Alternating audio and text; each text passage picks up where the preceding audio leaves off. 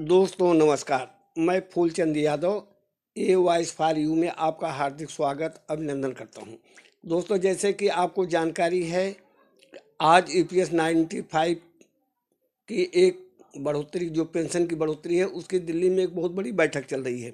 अब बैठक पर क्या नतीजा निकल कर आता है, उसकी अपडेट हम आपको जो है शाम तक ज़रूर आपको बताएंगे। मित्रों, मैं आपको बता देना चाहता हूं कि आपका संघर्ष, आपका मेहनत ये रंग लाया है। कम से कम सरकार के जो है, सरकार में शामिल लोग और आप ईपीएस के पेंशनर के जो वरिष्ठ जो लोग हैं, उनके बीच में एक बैठक चल रही है। अब ईपीएफओ कार्यालय की तरफ से क्या निकल करके आता है, वित्त मंत्रालय की तरफ से क्या होता है, पीएमओ हाउस की तरफ से क्या होता है, इसकी सारी अपडेट हम देंगे। इसलिए ये सूचना हमें आपको शाम को देना चाहिए, लेकिन शाम को जो है कवरेज करने के लिए मैं कहीं और पर जाऊंगा। तो दोस्तों, मैं आपको ये बता रहा हूँ कि आज ईपीएस 95 की एक बहुत बड़ी बैठक दिल्ली में हो रही है।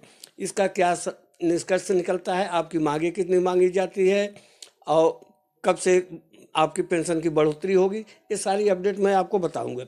आपने बताया है, आपको संज्ञान में है, जानकारी में है, आज बड़े पैमाने पर जो है बैठक हो रही है। इस बैठक में कुछ ना कुछ निष्कर्ष अवश्य निकलेगा, ये मैं मान के चलता हूँ। पेंशन बढ़ोतरी की जो मांग है, चुनाव आचार संहिता लगने से पहले सरकार इसको जो है मान लेगी। परंतु थोड़ा विडम्बना की बात है कि आज सरकार के सामने एक समस्या और है, किसान आंदोलन का, जिसमें सरकार भी कहीं विफल नज़र आ रहे हैं, किसान भी विफल नज़र आ रहे हैं। लोग अपनी अपनी मांगों पर अड़े हुए हैं, जिनको रोकने के लिए आपकी जानकारी में है ना, शंभू बॉर्डर पे सारी घटनाएं घट रही हैं। तो सरकार के लोग अलग सजग हैं और आंदोलनकारी अलग सजग हैं। तो कुछ मंत्री, सांसद, विधायक जो है उधर लगे हैं, सरकार को उधर भी देखना है। लेकिन आज आपकी जो बैठक दिल्ली में चल रही है, इससे एक बड़ा नतीजा निकलेगा।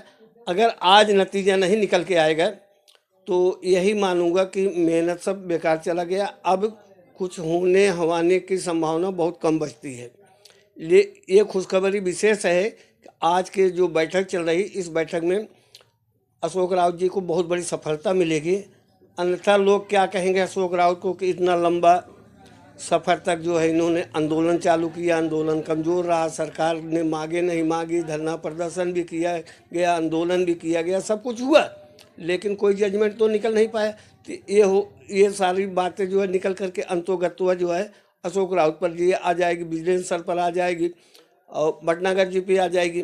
तो ऐसे कंडीशन में हम मान के चलते हैं कि इन सब की मेहनत बेकार नहीं जाएगी। आज सरकार को झुकना पड़ेगा, मांगे आपको मांगनी पड़ेगी। जैसे नई अपडेट आप हमें मिलती है तो इसी चैनल पर हम आपको बताने की कोशिश करेंगे। जैसे कि हम खुश इस बात के हैं कि 5,000 10,000 लोग सुनते हैं और कमेंट भी आते हैं, जो भी अपडेट मिलती रहती है वो मैं आपको बताता ही रहता हूँ। तो मित्रों, है क्या कि इसमें हमारे देश में पेंशनर की संख्या ज़्यादा है, लोग बुजुर्ग हो चुके हैं, उनके जीवन की आवश्यकताएं जो है ज़्यादा हैं। आप जानते हैं, निर्धनता आदमी की भावनाओं की हत्या कर देती। हर बुजुर्ग का अरमान होता है, ख्वाब होता है कि वो अच्छा से खाए, अच्छा से पहने, स्वस्थ रहें। समाज में वो जैसे छोटी उम्र के लोग उनसे मिलते हैं तो उनको दुआ सलाम नमस्ते प्रणाम सब करते हैं। अगर किसी वृद्ध के पास कुछ है नहीं तो समाज में सम्मान भी कम पाता है, उपेक्षा का शिकार हो जाता है। सबसे पहले वो उपेक्षा का शिकार वो घर से होता है, घर के बाद जो है पड़ोस से हो जाता है ना। तो दीनता की वो ज़िंदगी जीने लगता है, शरीर उसका जर्जर होता है, दिनों दिन चला जाता है। अब वो कहाँ पर अपने शरीर पर ध्यान दे। साथ साथ ये भी विडम्बना उसके साथ जुड़ जाती है कि उसके साथ में उसके पत्नी जुड़े होते हैं, बच्चों के शादी ब्याह हो चुके होते हैं, लोग अपने पारिवारिक दाम्पत्य जीवन में अलग से लग जाते हैं। अब उनका सेल्फ क्यूरेशन की बात आ जाती है कि सेल्फ देखभाल जो है पति पत्नी ही मिल करें। आप लोगों की जो ईपीएस पेंशनर की डिमांड है वो माँ केवल 7,500 प्लस डीए, अब पत्नी का इलाज। कितना ये ईपीएस पेंशन की जो डिमांड है, अगर ये पैसे मान लिया जाएगा तो हमारा ख्याल है कि पति और पत्नी के बीच में जो कड़ुआहट वाले रिश्ते बनते हैं, बातें आती हैं ना, वो भी दूर होंगे, मिठास बढ़ेगा। अगर पति की आमदनी अच्छी है तो पत्नी सदा खुश रहती है, इस बात को तो आप मानिए। तो अगर बुढ़ौती में भी इस अवस्था में भी सरकार सहयोग करके पेंशन बढ़ा देती है, तो आपको खाने के, पीने के, दवाइयों के थोड़े से जो लाले पड़े रहते हैं ना, वो दिक्कतें दूर हो जाएंगी। साथ साथ समाज में कहीं आपको आना है, कहीं जाना है, कहीं मननी है, कहीं करनी है, शादी है, ब्याह है, 10 आदमी सामाजिक कार्यक्रम होते रहते हैं, पूजा पाठ, तीर्थ यात्रा, बहुत सारी चीज़ें जुड़ी रहती है।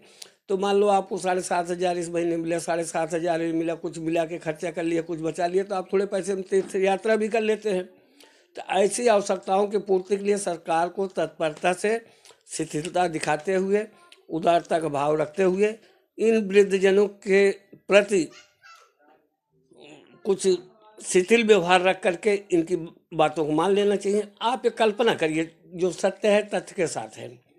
इस समय अगर किसी की उम्र 60, 65, 70 साल है, अगर उनको सरकार पेंशन देना शुरू करती है, तो बताइए ये पेंशन लेकर कितने दिन तक वो जीवित रहेंगे? भाई 10 साल, 15 साल, 20 साल। अगर कोई सरकार के सरल रवैये से, सरकार के उदारता से और तत्परता से कार्रवाई करके अभिभूत हो करके उद्घोष कर देते हैं कि हाँ ये पेंशन 7,500 आज से लागू की जाती है, तो ना लोगों का जीवन शैली में बदलाव आ जाएगा। मुखमंडल जो धूमिल पड़ा है उसमें भी जो है आ जाएगी, खुशी की लहर दौड़ जाएगी। देखो ये तो सभी जानते हैं ना कि any human body can not live without money, बिना पैसे को तो जीवित रहा ही नहीं जा सकता है। अमिताभ बच्चन की एक पिक्चर आपको याद होगी ना, हाँ जो काम मैं करता हूँ केवल पैसे के लिए करता हूँ ना। आज लोग देखिए पैसे के लिए बड़े बड़े अपराध भी कर रहे हैं, कानून को भी तोड़ रहे हैं। इसमें क्या बुराई है?